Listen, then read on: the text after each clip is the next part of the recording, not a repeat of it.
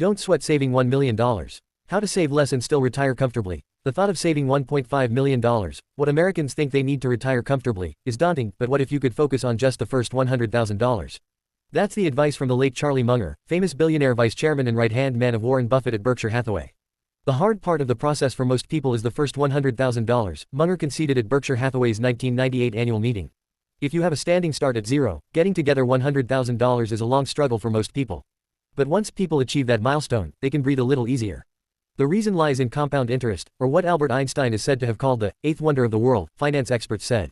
It's the miracle of compounding interest, said Brad Clark, investment advisor representative and founder of Solomon Financial. Once you're past those years of scrimping and saving, it's incredible to see what happens. What happens with compounding interest? Compounding happens when you're earning interest on interest in addition to on the money you saved, the St. Louis Federal Reserve said. A popular illustration is often used to demonstrate the power of compound interest. Which would you rather have, a penny that doubles each day for a month or $1 million now? A penny that doubles every day means you would receive a penny on day 1, 2 pennies on day 2, 4 pennies on day 3, and so on.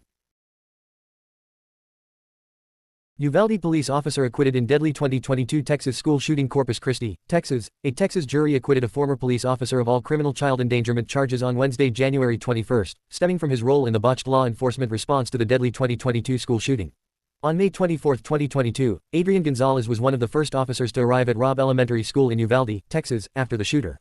Based on Gonzalez's response to the shooting and an alleged failure to prevent the shooting and rescue victims who were killed, he faced charges of endangering 29 children. Gonzalez pleaded not guilty. Adrian Gonzalez, 52, who belonged to the Uvalde School District Police Force, had faced 29 counts of child endangerment for what prosecutors said was his failure to stop a gunman in the first minutes of one of the deadliest school shootings in U.S. history. Gonzalez pleaded not guilty. The gunman, an 18-year-old former student at the school, was ultimately shot dead by other officers. Former Uvalde School District Police Chief Pete Arredondo also faces criminal charges for his response during the shooting, though his trial has not yet begun. Uvalde police officer acquitted in deadly 2022 Texas school shooting. Corpus Christi, Texas. A Texas jury acquitted a former police officer of Phil Collins of Genesis requires 24-hour care amid health battles. Phil Collins revealed his health challenges are ongoing and require he receive 24-hour care. The Genesis drummer, 74, opened up about his health struggles as he continues to grapple with the complications from his 2007 spinal injury, which caused damage to vertebrae in his upper neck and subsequent nerve damage. You know, I have a 24-hour live-in nurse to make sure I take my medication as I should do. I've had challenges with my knee, he said in BBC's Era's podcast series. I had everything that could go wrong with me, did go wrong with me. After 5 surgeries on his knee, Collins said he only has one that works, adding, I can walk, albeit with assistance, you know, crutches or whatever. I got COVID in the hospital. My kidneys started to back up. Everything seemed to converge at the same time, he said. Phil Collins said kidneys were messed up after excessive drinking. The Grammy-winning artist said his kidneys were messed up after a period of heavy drinking. Now sober for more than 2 years, Collins said he enjoyed leaving touring and finally getting to do all those things that I couldn't do. Phil Collins of Genesis requires 24-hour care amid health battles. Phil Collins revealed his health challenges are ongoing and require he receive. J.D. Vance goes to Minneapolis amid ICE backlash, Trump feud with Walz. A White House official said Vance will meet with immigration and customs enforcement agents and deliver remarks praising their work.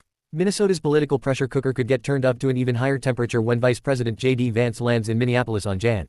22. The state has become ground zero in the battle over President Donald Trump's aggressive deportation efforts as his administration expands immigration enforcement actions there in the wake of a deadly ICE-involved shooting. The president has threatened a military deployment to the state to quell protests, and the Department of Justice on January 20 subpoenaed Minnesota elected officials, including Governor Tim Walz, with whom Trump and Vance have traded insults. A White House official said Vance will meet with immigration and customs enforcement agents and deliver remarks praising their work and criticizing Minneapolis' sanctuary policies that limit cooperation with federal immigration authorities. The vice president's office said in an email that he will focus on restoring law and order in Minnesota.